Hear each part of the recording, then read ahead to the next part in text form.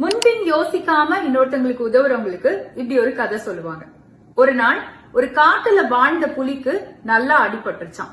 எழுந்திருக்கவே முடியாத அளவுக்கு அந்த புலி விழுந்து கிடந்துச்சான். இப்படி இருக்கும்போது ஒரு மருத்துவர் அந்த வழியா நடந்து போயிருக்காரு.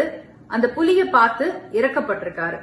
நம்ம மருத்துவம் தானே படிச்சிருக்கோம், ஒரு உயிர் வலியோடு இருக்கும்போது அதை காப்பாத்துறது தானே நம்ம பொறுப்பு அப்படின்னு நினைச்சு அந்த புலிக்கு மருத்துவம் பார்த்திருக்காரு.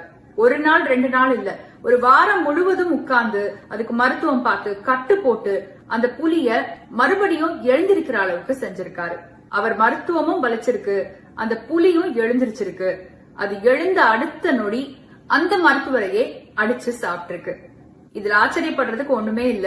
ஒரு புலியுடைய சுபாவம் அதுதான்.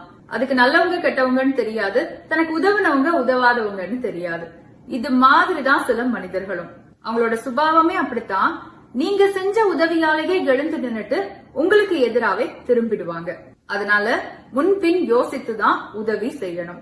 இத நான் சொல்லலைங்க, ஔவையார் ஒரு முதிரை பாடல்ல சொல்லியிருக்காங்க.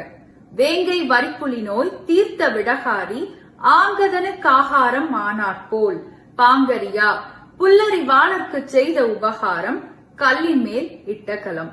அதனால உதவியே செய்றீங்கன்னாலும் யோசிச்சு உரித்தானவர்களுக்கு அதை செய்யுங்க. நன்றி.